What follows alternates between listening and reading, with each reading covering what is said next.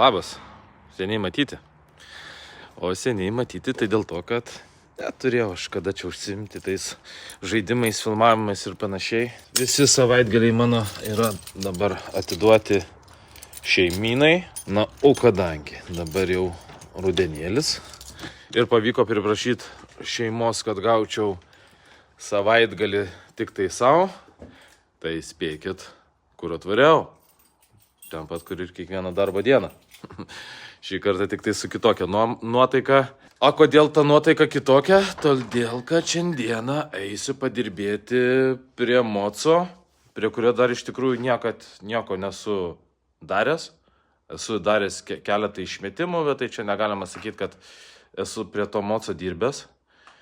Ir čia bus mocas mano asmeninis. Jo, bišyla, iš kur pas tave šaibas? Nu, akivaizdu, kad plaukai negarbanoti, nekirpti, pas barberį nesilankau, tai va, 10 kartų pas barberį nenueini ir nusipirki mocą. Vienas mano asmeninis ir kitas mano asmeninis.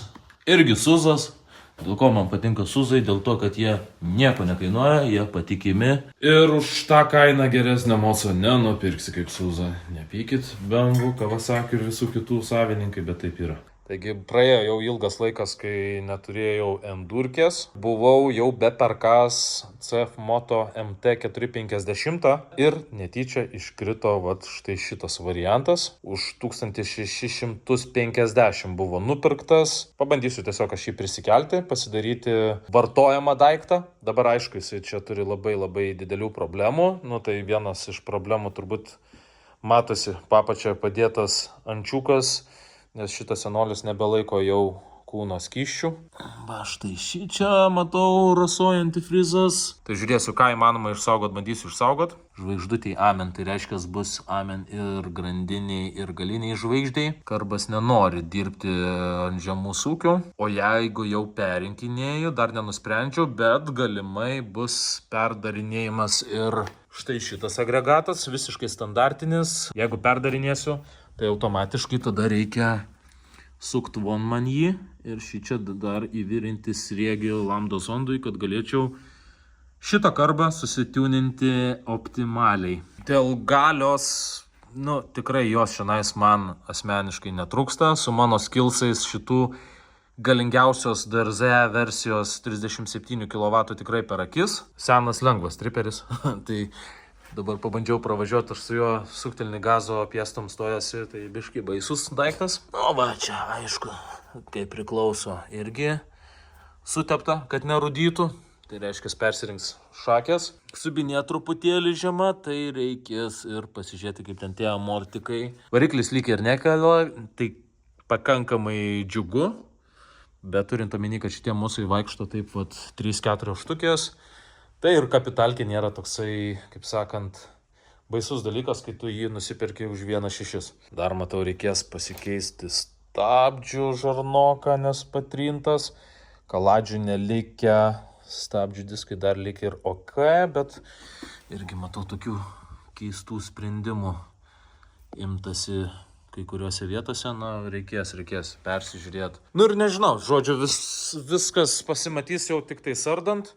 Labai aš jo čia čiustyt nesiruošiu. Kažkaip tais mes jį atšviežinsim gal truputėlį. Gal nupirksiu kitas grafikas. Dar nežinau, dar nesugalvojau.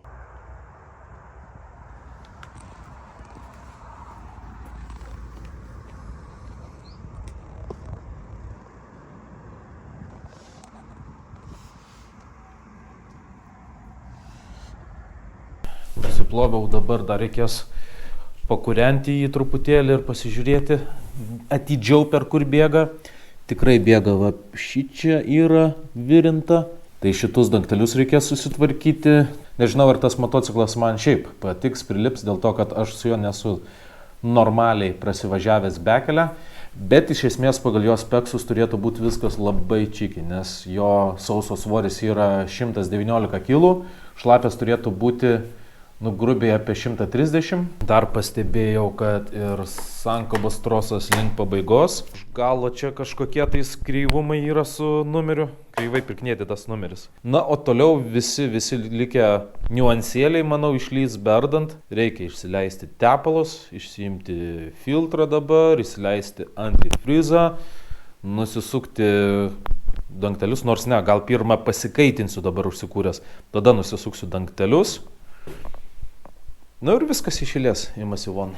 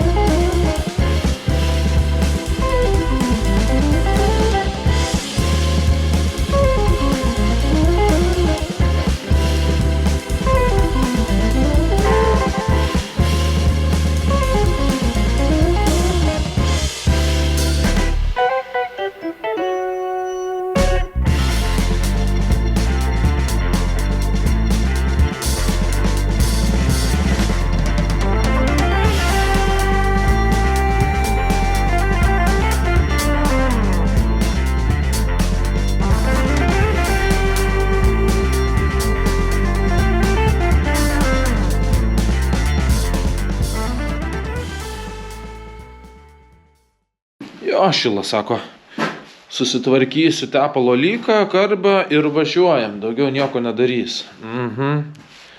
Taipogi Šilas.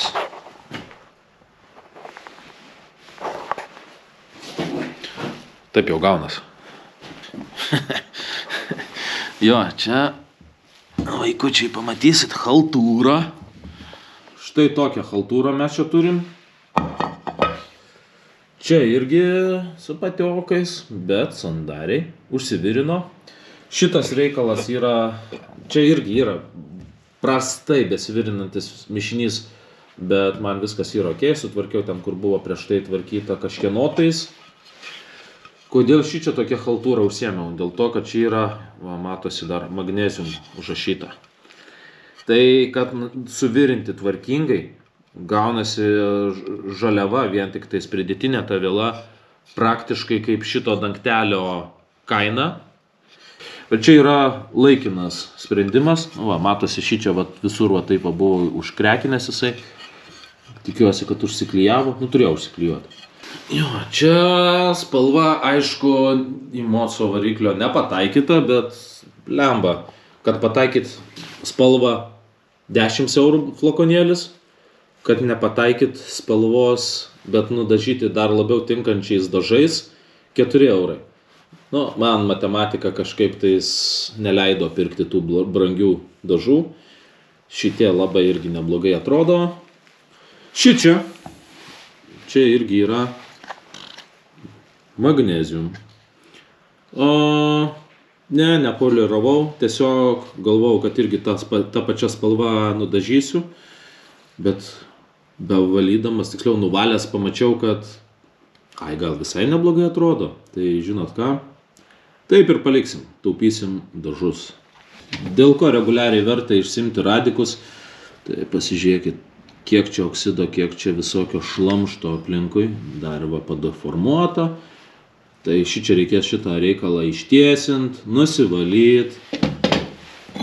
O čia yra pavyzdys, biškį dažiau, bet nieko nevalysiu.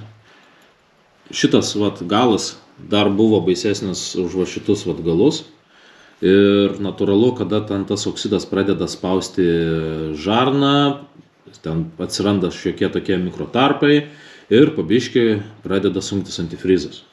Tai kad tokių dalykų nebūtų, va, tiesiog nusivalai. Čia yra šitaip nuvalyti, kad blizgėtų tas daiktas 5 minutės. Ai, dabar šitą nesąmonę svarstau. Nu čia va radau, ką aš radau. Toj va vietoj, apačioj, sulankstyta. Ir dabar aš tokiame svarstyme galvoju, šį čia šauti lamdos vietą ar nešauti. Gal palikti ir kitoj patogesniai vietai, gal čia pradės kliūti ta lamdos vieta, tai vat, nežinau, čia van maždaug taip vat ant variklio dedasi ir šita vieta, nu tokia jo, jinai link kliuvimo.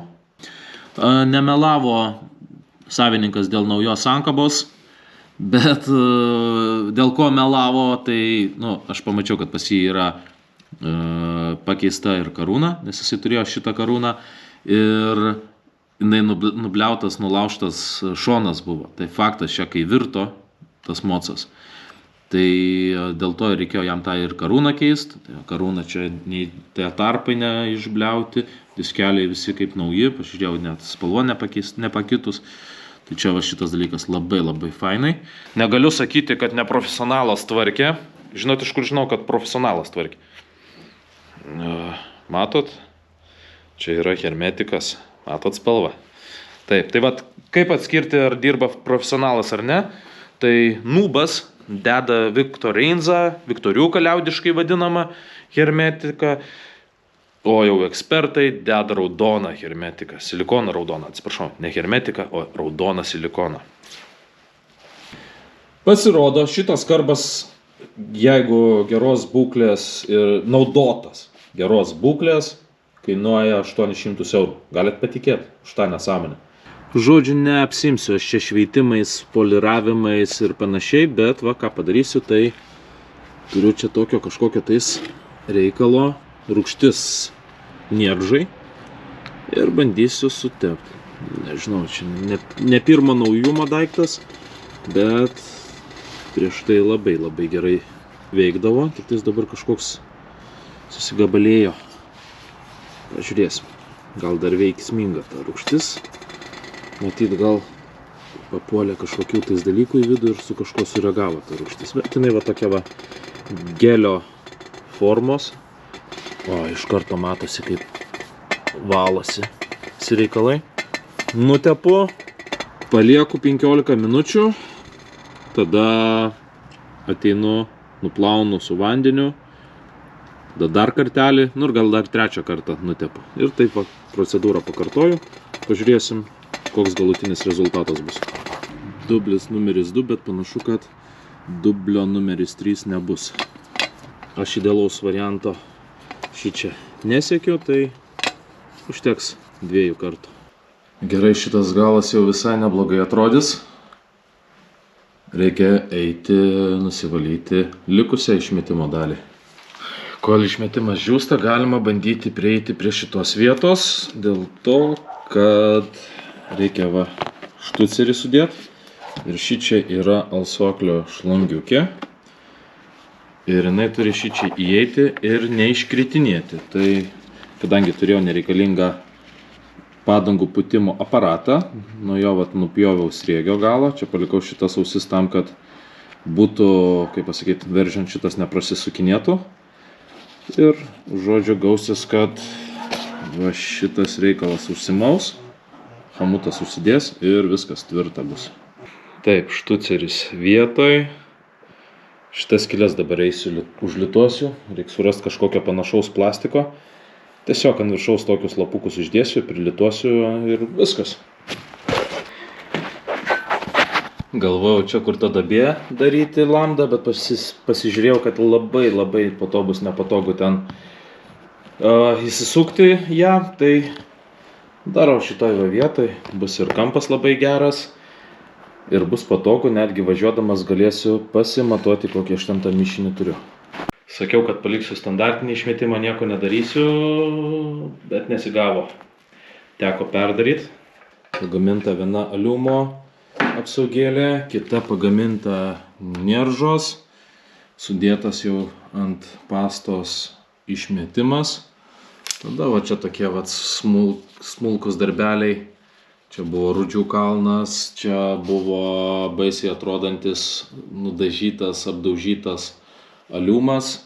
Šitą dangtį pažiūrėsiu. Dabar dar noriu įsiaiškinti, ar tikrai jisai nelykina. Jeigu jau lykins, tai tada irgi bus imamas lauk, šveičiamas. Tai va, nusivaliau oksidą nuo radikų, nuo apsaugų, jas išsitiesinau. Tas vietas, prie kurių jungiasi žarnos, buvo labai svarbu nusivalyti. Aš aišku nusivaliau visus tos radikus, pasitiesinau. Bus ir vaizdas, ir aušinimas geresnis. Ir svarbiausias dalykas, kad neberasos ties sujungimais. Kadangi jau dabar keliaus atgal filtradėžė, tai kol dar patogu, reikia truputėlį pasikelti amortiką. Įsivaizduoju, kad aš jį kelsiu per kokius 2 comus. Kiek aš pasižiūrėjau, kai dar buvo visas surinktas, kad man pagal gerą sureguliavimą, pagal mano svorį, maždaug apie 2 comų reikėtų. Karbas įtalpintas, žarniukai viskas pajungta. Dabar reikia šitą šlikštynę išsiplauti, išsivalyti, pasikeisti varžtukus chamutus irgi nusivalyti. Taip, žodžiu, visi varžtukai nauji, blizga. Dėl ko dedu naujus varžtukus? Dėl to, kad natūralu, kad mažėja tikimybė užpuvimo. Tada bus galima keliauti prie šitos pusės. Čia jau viską apsivalyti, reikės nusilupti likučius tos senosios tarpinės. Čia irgi jau padarytas modas, nebe Red Bullis bus, o Fanta. Tai kadangi jau turiu naują tarpinę, bus galima jau ir šitą pusę surinkti. Bus galima užsipilti tepalo jau. Pabandysiu užsikurti, pasižiūrėsiu, kaip čia jisai nori ar nenori dirbti. Dėl karbo tai labai didelė tikimybė, kad dar reikės čia prie jo lysti. Priėjimas prie jet screw yra tragiškas. Principe, norint prieiti, kažką pareguliuoti, turi išimti karbą. Buvo prieš tai įdėtas reguliavimo varžtas, tas toksai, kur iš apačios gali su pirštais pasukti. Bet problema su juo yra, kad jisai buvo per ilgas, bandyta sukinėti reguliuoti, jisai rėmėsi į starterio korpusą ir suėjo jo sriegis. Tai dabar naują jet screw susukau su geru sriegiu, tai turėtų viskas labai gerai čia reguliuotis. Tada eisiu aišku ir prie galinių stabdžių. Čia kažkoks tas bakelis lyg pasipūtęs, vėl nežino. Tai pasikeisiu būtinai stabdžių skystį, persirinksiu galinį suportą. Na ir šitos blekelės, matau, aliumo anodavimas jau yra praktiškai nutrintas. Tai reikės būtinai pasipoliruoti. Atsišviežinau išvaizdą daiktadėžės. Na ir prisikonstravau laikikliuką akumui, nes čia buvo viskas ant zateškių. Dar net matosi likusios ryskės tų zateškių. Žodžiu, neturėtų taip būti. Šičia aliuminio prunštiniukas, už jo suspaudžiama, priklijuojama tokia guma, paralonas, nežinau kas tenais yra. Dabar jisai, tvirtai taip, kaip turėtų būti. Dangtelį sudėjau ir pastebėjau, kad stabdžių kojelė kreiva ir dar klebanti. Tai truputėlį nuvaliau, blizga ir dar taip standžiai ant darzeškės turbūt nesat matę. Aišku, vaikšto tai viskas čiki. Tokie mažmažiai labai džiugina.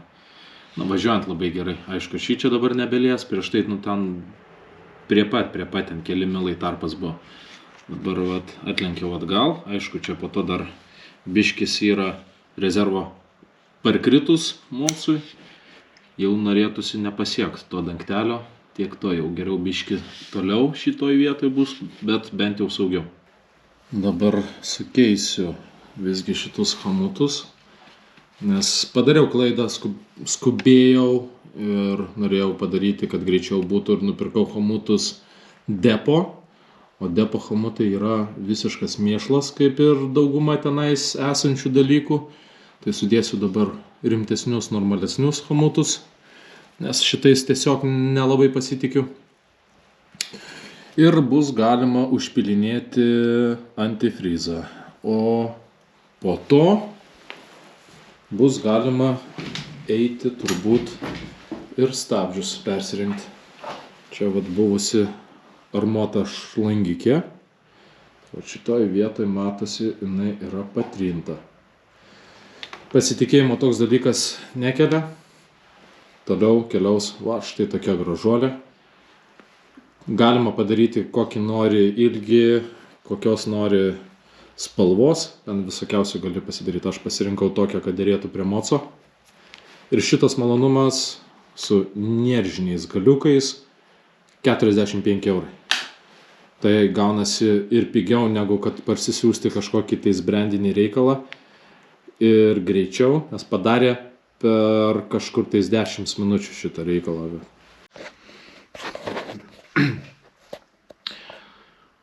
Na ką, viskas suveržta, sutvarkyta, laikas pilti antifrizą. Dažnai kyla klausimų turbūt, kokį antifrizą pilti į motociklą yra geriausia. Kaip išsirinkti tą antifrizą. Tai žodžiu, jeigu mocas yra Ducatis, faktas, kad pili G12 raudoną antifrizą. Jeigu mocas yra koks nors mėlynas, pili mėlyną antifrizą. Jeigu Kawasakis savaime suprantama, pili žalią antifrizą. Nu, o jeigu yra mocas geltonas, kaip pas mane,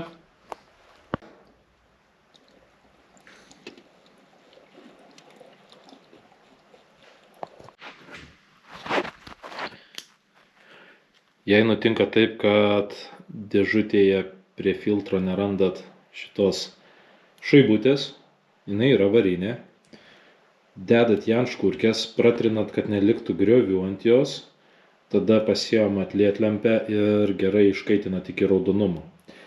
Varis skirtingai kaip geležis atsileidžia įkaitinus ir jinai vėl tada veržiant galės įsiformuoti pagal tuos visus to ploto nelygumus ir užsandarins. Čia visą tą pravodkę reikės prasieiti, kontaktus arba pakeisti arba prasivalyti, saugiklius irgi. Žodžiu, visus kontaktus prasieisiu, prasivalysiu. Ilgai tas pravalymas netarnaus. Na, bet dabar va, pripyliau pilną karbą. Ir žiūrėkim. Pirmas testas, nu, užsikurs ar neužsikurs.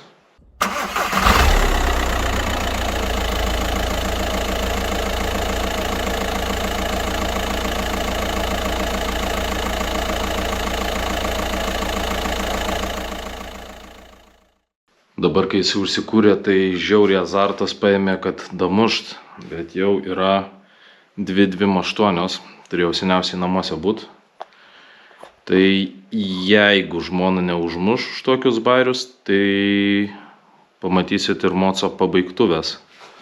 Bet šiam vakarui gana, reik lėkt namo.